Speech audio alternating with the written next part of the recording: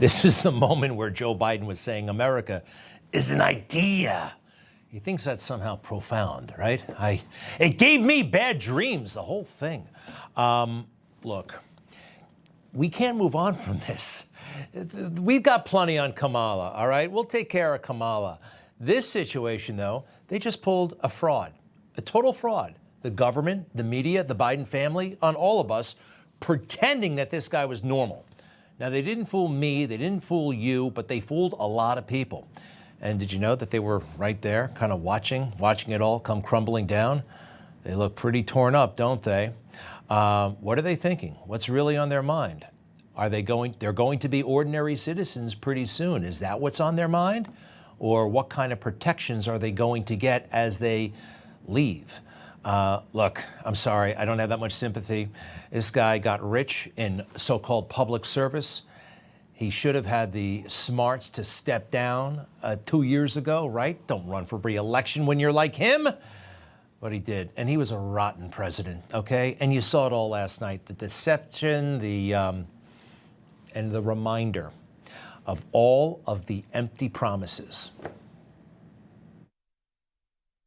In this sacred space, I'm surrounded by portraits of extraordinary American presidents. Abraham Lincoln, who implored us to reject malice. Franklin Roosevelt, who inspired us to reject fear.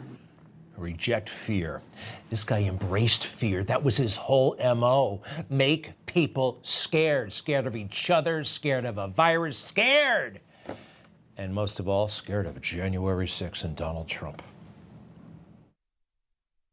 Other law enforcement agencies were attacked and assaulted before our very eyes, speared, sprayed, stomped on, brutalized, and lives were lost.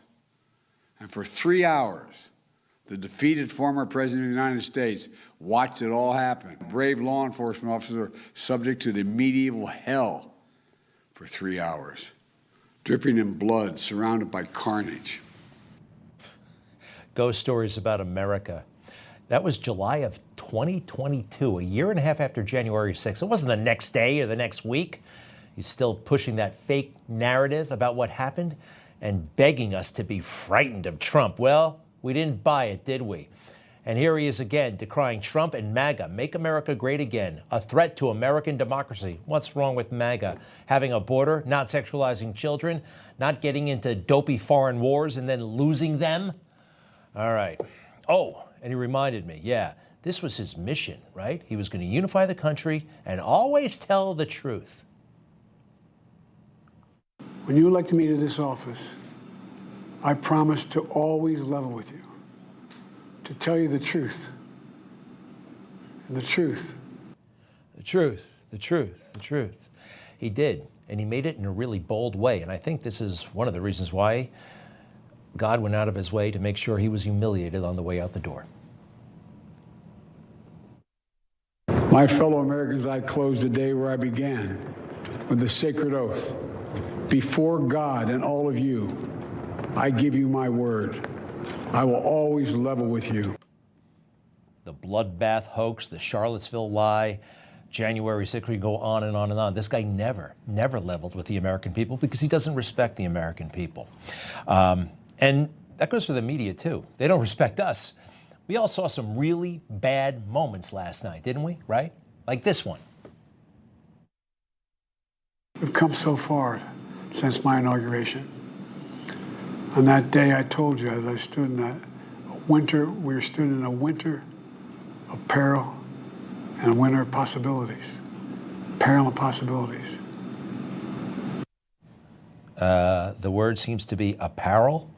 All right, look, he had some gaffes. It's part of the story. Except if you're watching the mainstream media. All of the big morning shows, right? Today Show, Good Morning America. Zero mentions of the screw-ups.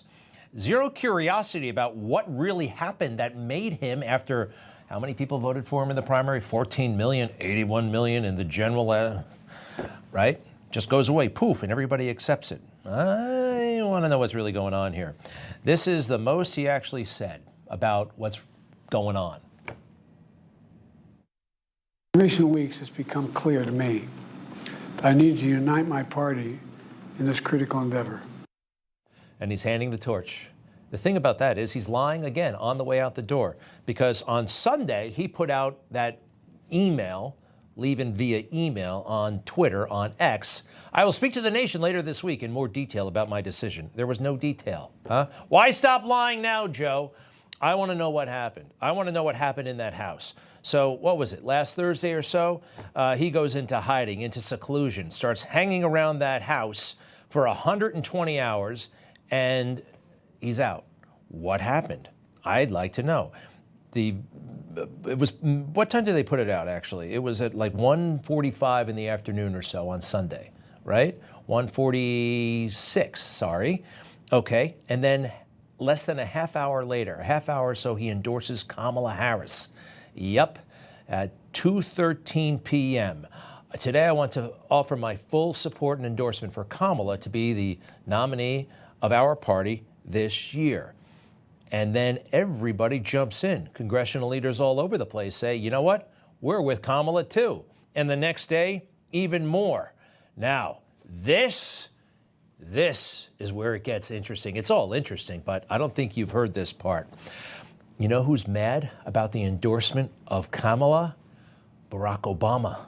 Yeah, he didn't want Kamala Harris. I thought he did. You see, he likes her. I mean, he likes her, right? I mean, oh boy, the attraction. He's talked about it in public. But Barack Obama is smart enough to know that Kamala can't win.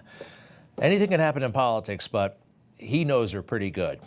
And he knows about a liberal past. I mean, and she's screamed about it all over the place. Barack Obama was smart enough to kind of keep it on the down low, at least try when he was getting people to like him. Anyway, the word is that Kamala is not his first choice. That's why he put out this statement after everybody endorsed him. He puts out a statement, endorsed Kamala, that is.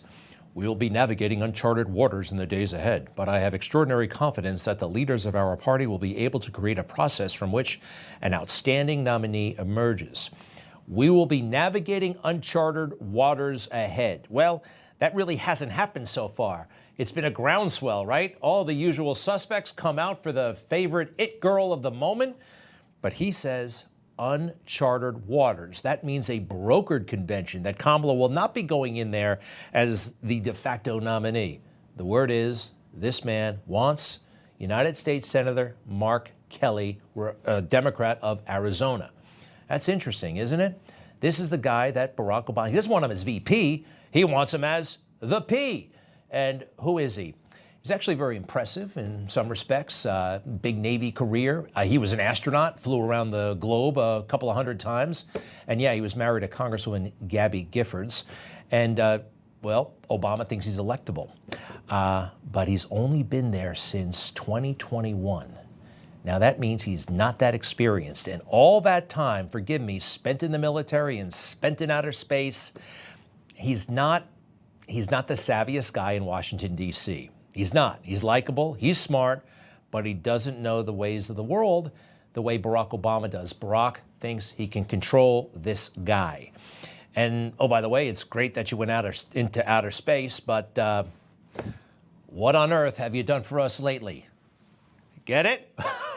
All right, there's this great guy named Harrison Schmitt, and he went to the moon in 1972. And I love it. 4 years later, he's elected to the United States Senate. And then in 1982, he was voted out of office. And the other guy came up with the campaign slogan, "What on earth has he done for you lately?" So if Mark Kelly emerges as the guy, it's great that he went to outer space, but I think Trump can take him, don't you? All right, that brings us back to, brings us to the new name for Kamala. It's Kumala.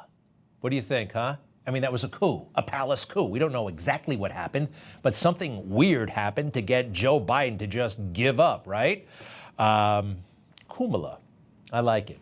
So what is her big claim to fame right now? What makes her so electable, they say? Her age?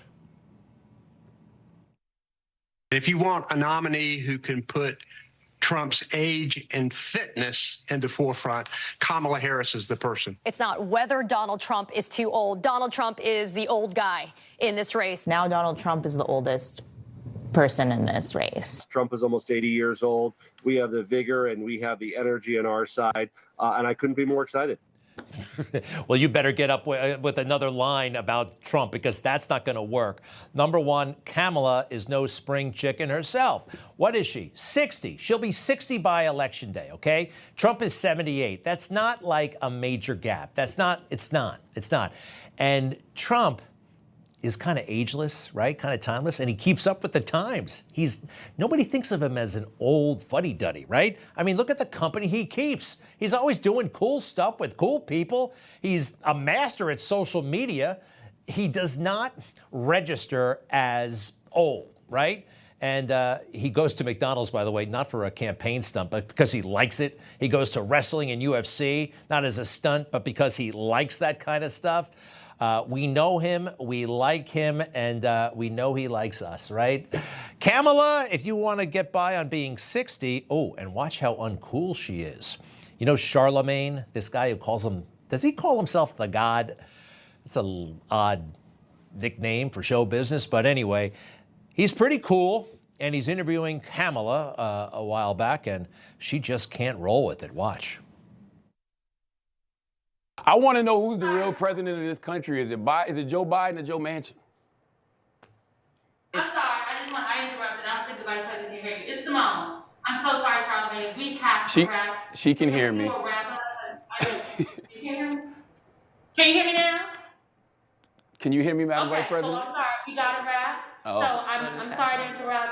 They're acting like they can't hear me. Y'all see that? I can hear you. Oh, so who's the I real? can hear you. So who's the real president of this country? Is it Joe Manchin or Joe Biden, Madam Vice President? Come on, Charlamagne. Come on. It's Joe Biden. I can't tell sometimes. No. It's Joe Biden, and don't start talking like a Republican about asking whether or not he's president. Do you think Joe Manchin is a problem?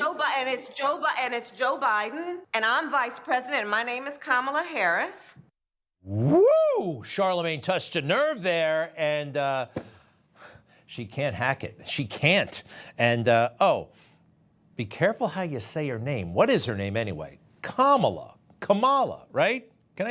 I've never heard of a Kamala before, have you? This is the only one I know. But if you dare say it slightly off, this is what we are.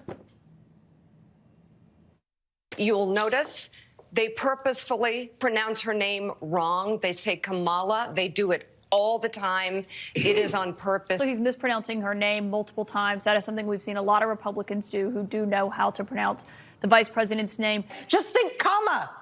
Comma. It's okay. Your mnemonic is comma. I was like, right, never forget it again. It is burned into me. Only Republicans cannot hear Kamala and say it correctly. Or maybe Abby, they hear it perfectly well. What is going on here? It's part. They absolutely know that the name is Kamala. They do this on purpose.